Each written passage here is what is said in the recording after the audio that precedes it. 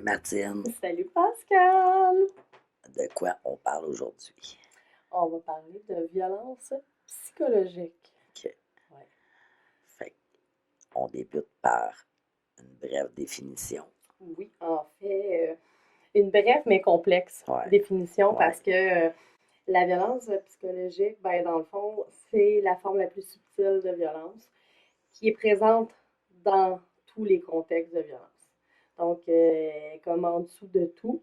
Puis, dans le fond, c'est celle qui est la plus difficile à détecter, à cerner parce que comme j'ai dit, c'est très subtil. Puis des fois, on n'est pas trop certain. Est-ce que c'est de la violence ou quoi que ce soit? C'est souvent banalisé, en fait. Donc, c'est dans le fond une violence qui te fait douter de toi-même. Ça joue sur ta perception de toi.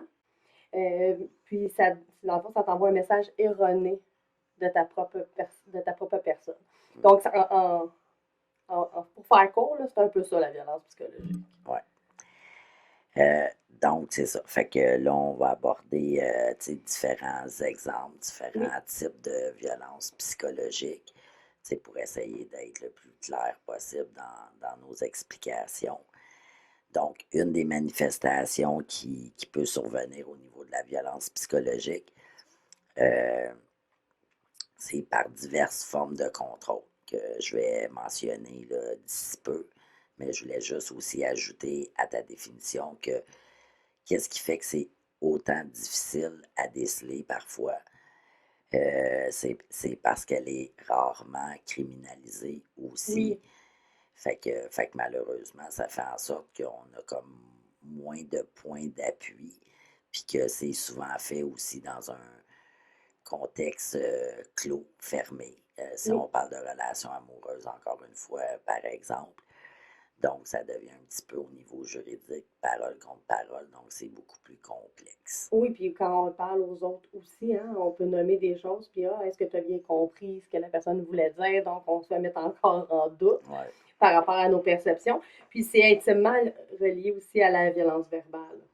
Parce que la violence verbale, qui est quand même plus facile à déterminer parce que c'est l'utilisation d'un vocabulaire grossier, dégradant, ben ça aussi, ça a un impact. Donc, mais des fois, c'est la façon dont c'est tourné. Tout à fait. Donc, une des manifestations de contrôle, c'est par justement la critique.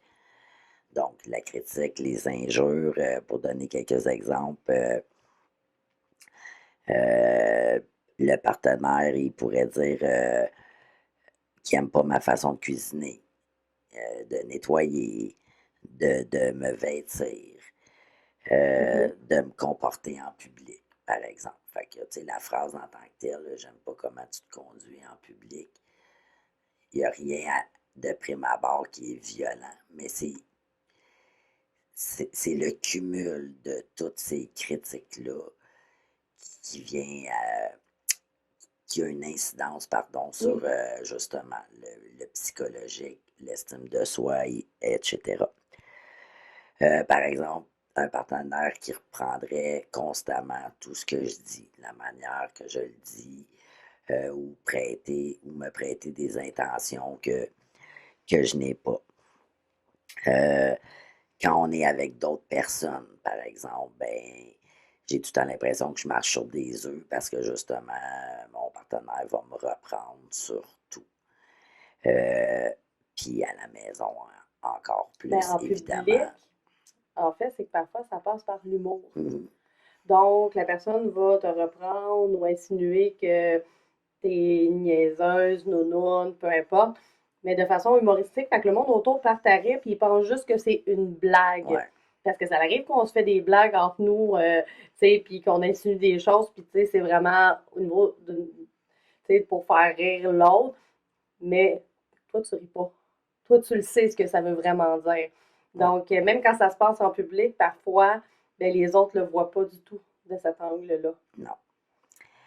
Il y a aussi au niveau du contrôle par l'humeur, la colère, la menace. La menace, encore une fois, peut ne pas être criminalisée. Là, on ne parle pas nécessairement de menace de mort en tant que telle.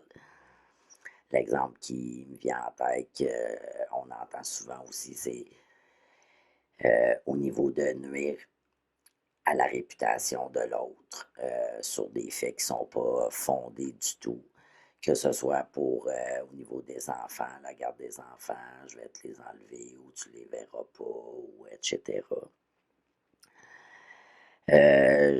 Encore une fois, si je reviens avec l'impression de marcher sur des œufs, ben c'est ça, c'est chaque fait et geste me met dans un état de crainte, de peur. Je ne sais jamais quand est-ce qu'il va se mettre en colère.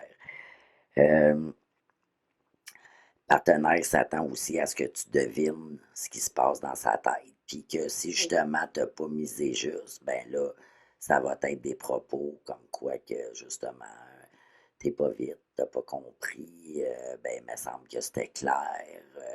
Fait que ce genre de discours-là qui justement Ben, déstabilise. dans le fond, c'est que tu es rabaissé dans tes capacités, là. On insinue que tu comprends rien, que tu n'es pas capable. T'es pas vite. Donc, tu sais, à force de se le faire dire, on finit aussi par le croire. Hum, Donc, là, il est là le lien le psychologique, c'est que ça joue beaucoup sur ouais, notre propre perception. Donc, de tout le temps insinuer des choses comme ça, une fois ça l'arrive, puis on peut pas dire que c'est pas arrivé à personne, là, dans le sens où est-ce qu'on a tous déjà dit des commentaires qu'on n'aurait pas dû dire, puis que psychologiquement, c'était peut-être pas adéquat. Mais quand on le répète régulièrement, que c'est sur toutes les sphères, on est dans la violence psychologique. Là. tout à fait. Si je fais pas non plus tout ce qu'il veut, Mm. ben là aussi, justement, là, je reçois des critiques, des réprimandes euh, sous la forme de menaces un peu. C'est comme, ben, je tolérerai pas que tu me quittes, par exemple. Puis là, ça peut aller à des menaces de suicide. Tu sais, je m'en sortirai pas, je vais mourir si t'es plus dans ma vie, ou je vais me tuer, ou bref. Il y a aussi, puis ça, justement, c'est un des éléments que je trouve, moi, le plus complexe aussi à détecter. C'est contrôlé par la protection, la Oui, fausse protection ou les attentions excessives. Fait encore une fois, l'exemple qui me vient en tête, c'est bon, je suis à mon travail, mon partenaire vient me chercher, il vient me porter, me chercher à tous les jours. Il est souriant, mes collègues le voient, ben, il a l'air gentil, il salue tout le monde, il a toujours un beau sourire. Puis, puis c'est ça. Puis, tu sais, le vendredi, par exemple, ben, soit qu'il m'amène des fleurs ou qu'il me dit devant mes collègues, on s'en va au restaurant. Fait que de l'extérieur, ça a toujours l'air de quelqu'un de attentionné, de généreux, de gentil, etc. Mais c'est pour instaurer justement un contrôle. Donc, en venant toujours à mon travail, ben, il voit par exemple à qui je parle, je suis avec qui, est-ce que je suis vraiment à mon travail. Fait que c'est une forme de surveillance aussi. puis en étant dans ce comportement-là, ben, il sait très bien que les gens autour de toi vont faire wow. Donc après ça, même s'il se passe d'autres choses, ben le monde ne te croiront pas. C'est un peu ça qu'il veut, là. La personne qui veut faire violence, c'est ce qu'elle veut, là. C'est que les personnes qui te croient, là. Donc on est un peu dans ça aussi. Puis tu sais, tu parles qu'il y a de l'air généreux, mais tu sais, des fois on peut parler de générosité mal placée, là. Mm. Tu sais, des cadeaux disproportionnés, des trucs que tu sais pas d'où ça sort, des services qui te rendent mal à l'aise. Quand tu es mal à l'aise par rapport à quelque chose, là, tu fais comme, OK, il me semble que c'est C'est trop. c'est Ouais, too much, là. ouais. Il me semble que, tu sais, on est en début de relation, puis ils viennent de m'acheter un collier à 500 $. OK, ça peut être étrange. Ça se peut, là, qu'il y ait du monde qui ont, Ouais. ils ont beaucoup d'argent, là. Mais, tu sais, des fois, c'est ça. Tu peux te sentir un peu comme pas bien avec cette fausse générosité-là. Ça te discrédite. Oui, Puis ça te met aussi ben, en tout cas, ça peut te mettre en position comme quoi tu es redevable envers la personne, tu sais. Fait qu'effectivement, ça peut créer un très grand malaise parce que justement, tu n'as rien demandé à la personne. Oui, au début, ça peut faire plaisir, Surtout si dans ta vie, tu n'as pas eu l'habitude, entre guillemets, de te faire gâter. Mais ça vient rapidement le malaise de OK, mais qu'est-ce que je vais devoir faire ou lui rendre en retour? Puis dans un contexte de violence, c'est exactement ça. T'sais, fait que la générosité, la générosité extrême va se faire les premiers temps, puis là, rapidement après ça, ben, ça va être justement de, de revenir là-dessus. Là, je cherche le mot là, pour Mais de l'utiliser, oui. renoter, là, j'allais dire, là, Mhm. de justement, ben gars, moi j'ai tout fait, moi j'ai pas regardé aux dépenses, moi j'étais là pour toi, etc., etc. Puis là, pour moi, quand j'ai besoin, t'es pas là. Fait que là, tu fais sentir l'autre coupable, inadéquat, là, peu importe. Fait que c'est Oui, toujours se faire sentir l'autre diminué, là, en quelque absolument. sorte. Tu l'as nommé au début, là, dans la définition, euh, par la négation de vos perceptions. Fait que ça aussi, c'est une autre forme de contrôle au niveau de la violence psychologique, où est-ce que justement tu t'en viens qu'à douter de toi. Ben voyons, tu penses comme ça. T'as pas été chercher la bonne information. Où est-ce que tu as pris ça? Tu es continuellement remis en En question. question. Euh, T'es rabaissé sur ton opinion, voir que tu penses ça, ça n'a pas de bon sens, que comment tu étais élevé, ou peu importe, là, ou comment tu penses tout court. Fait que, évidemment, encore une fois, avec la répétition, ça fait en sorte que, OK, ben justement, c'est peut-être moi qui ai un problème, peut-être que je suis pas à la hauteur, peut-être que je suis pas assez intelligente, bon, peu importe. Fait que, encore une fois, c'est ça, ou justement de passer, de se faire dire, tu passes ton temps à imaginer des choses. Tu sais. Quand on dit aux femmes d'écouter leurs ressentis, ben, un partenaire qui est violent, ben, lui, il va tout faire à l'encontre de ça. C'est-à-dire que quand toi, tu vas dire, il me semble qu'il y a quelque chose qui ne marche pas, ben là, justement, il va faire en sorte que, ben, voyons donc, tu penses ça. Puis là, il va donner quelques exemples de choses qu'il a faites pour toi pour discréditer justement ta pensée. Fait que là, même si ton intuition te dit qu'il y a de quoi qui marche pas, ben là, il va jouer avec ta logique pour que tu en viennes à penser que justement ton intuition est pas bonne, ta réflexion, elle vaut rien, etc. C'est comme le double discours. Ouais. Tu sais, le double discours, je dis quelque chose, mais quand ça arrive, c'est pas ce que je fais. Mm. Donc là, ça met la personne en doute parce que là, t'es comme, OK, mais il m'a dit que c'était correct. Puis là, ça l'est plus. Puis je vois qu'il est fâché, il me le fait sentir. Là, ça peut être par de réactions passives-agressives, là, Ouais. faire claquer des portes, bardasser, puis tout le kit. Puis là, tu comprends pas jusqu'à temps que justement, là, t'arrives, puis que tu te fais dire que t'aurais dû savoir. Puis là, tu doutes encore plus. Puis la personne se justifie en plus. Puis elle justifie, puis c'est pas de sa faute, ça va toujours être de la Ouais. tienne. Ça sera jamais cette personne-là qui s'est mal exprimée, ça sera jamais cette personne-là qui a fait une erreur. Jamais, jamais, jamais, toujours toi. Donc, à un moment donné, tu finis par te dire, ben, écoute, je suis vraiment pas bonne. Ouais. Puis un autre exemple qui me vient en tête, c'est, je l'ai dit tout à l'heure au niveau des vêtements. C'est comme un soir, il pourrait dire, par exemple, que ta belle-sœur, ben, c'était beau comment elle était habillée, puis elle avait une robe. Puis, par exemple, elle était sexy, la robe. Mais là, toi, ça reste dans ta tête. Un mois plus tard, tu vas magasiner, tu t'achètes une robe de ce style-là parce que tu dis, OK, il a Ouais. apprécié. Puis là, t'arrives, là, il arrive de travailler, tu t'es vêtu parce que tu as envie de passer une belle soirée en amoureux. Puis là, ben, il se met à critiquer. Puis là, il va donner, par exemple, l'excuse de OK, oui, mais à ta belle-sœur, ça y faisait bien, mais toi, t'as de l'air ridicule comment, comment t'es habillé et tout. Fait que c'est ce que tu nommes, là, le double discours. Fait que les paroles ne concordent pas avec les actions. Fait que ça aussi, c'est un autre élément qui vient jouer avec des perceptions. Ils aiment ça que ça soit propre chez vous, mais ils contribuent jamais aux tâches ménagères. Ouais. Fait que le discours va à l'encontre. Oui, il va exiger que la maison soit tout le temps propre, mais après ça, quand il va arriver, puis que toi, tu vas être les cheveux écouettés en jogging parce que tu as fait du ménage toute la journée, tu vas te faire reprocher de ne pas avoir pris soin de toi.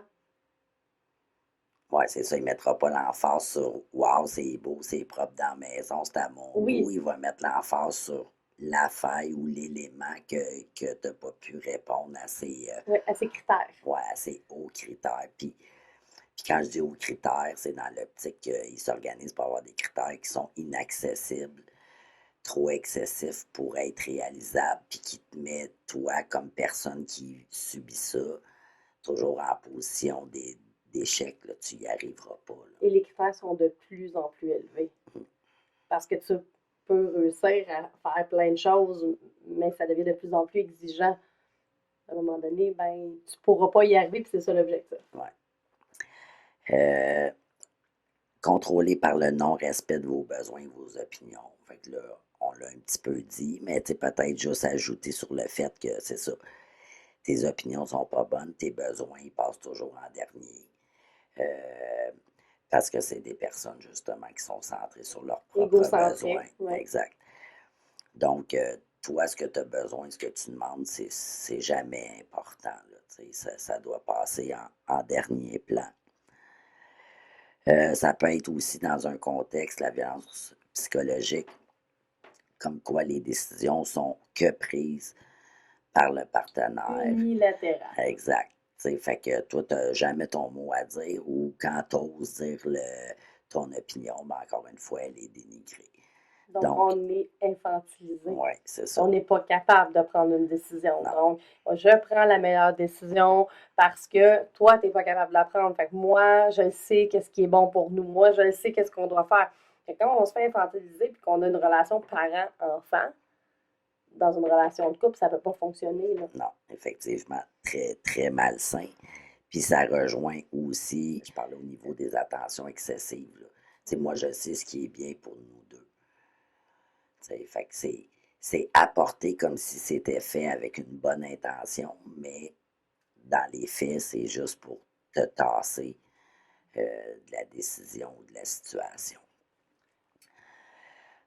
C'est ça. Il y a d'autres formes aussi de contrôle qui peuvent entrer en ligne de compte, évidemment au niveau financier, au niveau justement des contacts avec les autres. Fait que ça, oui, ça peut entrer aussi dans d'autres formes de violence, que ce soit économique, sociale, etc. Mais ça, c'est quand même de prime abord du psychologique. Là, fait que peu importe que ce soit au niveau plan social ou de l'argent, Oui. ça a des impacts. Puis l'autre chose que tu as dit, c'est contrôlé par le rejet de ses responsabilités sur vous. Fait que, tu sais, c'est ça aussi. Là. C'est toujours de ta faute. Tu t'en sors pas. Tu es coupable de tout ce qu'il y a de mal qui survient. Puis lui, il est responsable de tout ce qu'il y a de bien qui survient. Là, mais j'aimerais ajouter un truc qu'on n'a pas parlé, tu sais. Les personnes qui utilisent la violence psychologique vont aussi essayer de vous connaître par cœur. Beaucoup, beaucoup de questions sur le passé, ce qu'on a vécu. C'est quoi les épreuves qu'on a eu à vivre. Ils vont nous faire parler énormément, mais eux vont se dévoiler très, très peu. Mais plus ils nous font parler, plus ils ont d'outils contre nous. Fait qu'après ça, ils vont utiliser ces vulnérabilités-là pour venir nous chercher. Donc, si on parle qu'on a eu une enfance difficile avec un parent alcoolique, puis tout ça, ben ça se peut qu'éventuellement, dans une discussion, ouais, mais toi, ton père était alcoolique, fait qu'il n'était pas là pour t'élever, fait que tu ne l'as pas appris, ça. Donc, il se sert justement de ces vulnérabilités-là. Donc, ça, c'est très, très, très lourd à porter parce qu'on sait dévoiler à l'autre. La personne nous connaît par cœur, puis elle sait exactement où aller peser sur le bouton, sur quelle corde tirer. Donc, moi, je dis toujours que on peut se dévoiler aux gens en qui on a confiance, mais il faut que quand on se dévoile, il faut que ça soit réciproque. Il ne faut pas que ça soit dans un but malsain. Et ça se peut qu'on aille à parler des choses, mais c'est correct aussi qu'on n'en parle pas. C'est pas une obligation de tout raconter. Effectivement, on peut garder notre jardin secret, comme on peut aussi prendre notre temps pour dire des choses, s'ouvrir sur certains sujets, certains pans de notre vie, mais graduellement, justement, pour observer qu'est-ce que l'autre va en faire de cette information-là. Mais malheureusement, tu sais, parfois, justement, dans le début de relation, d'avoir une oreille, une écoute, ça peut apparaître comme étant justement merveilleux. Ça peut répondre à un besoin. Parce que, mettons, on n'a pas connu ça dans d'autres relations antécédentes, puis on trouve ça, wow, c'est donc magique, c'est donc magnifique, mais c'est ça, c'est qu'est-ce que la personne va en faire par la suite qui peut être très dévastatrice. Là. Donc, c'est ça. Puis au niveau du psychologique, ben oui, entre en ligne de compte également. Mais toutes les autres formes de violence. C'est ça, la violence sexuelle aussi, mais dans l'optique de humilier. Oui. Fait que c'est ça. Que ce soit de l'humiliation, de l'intimidation, des comparaisons. Fait que tout ça, même si je ne fais pas un geste d'agression sexuelle en soi, physiquement parlant, ben juste de dénigrer sur le 5 livres que tu as pris, sur tes performances, sur ton niveau de libido, peu importe. Mais tu sais, fait que c'est ça. Fait que c'est toujours des critiques, du dénigrement sur tous les plans. Te comparer, de dire que, ben, tu sais, on le fait juste tant de fois par semaine, puis toutes mes amis, eux autres, c'est tant de fois, puis faire dire qu'on n'est pas normal. Non, c'est ça. Tu sais, on n'est pas normal de ne pas aimer telle chose. Ou je fais tout pour toi, puis toi, en retour, t'es même pas capable, entre guillemets, de me donner ça. Oui. Tu sais, mais semble que ce que je te demande, c'est peu. Tu sais, je donne l'exemple d'un discours là, d'une personne qui pourrait exercer justement la violence psychologique. Là. Fait que ça peut être le genre, c'est ça, de propos qu'on entend. Puis effectivement, tu fais bien de le dire, c'est vraiment au niveau de toutes les formes de violence, la psychologique, elle se retrouve à travers toutes les autres formes aussi. C'est en dessous, là, c'est comme la trame de fond.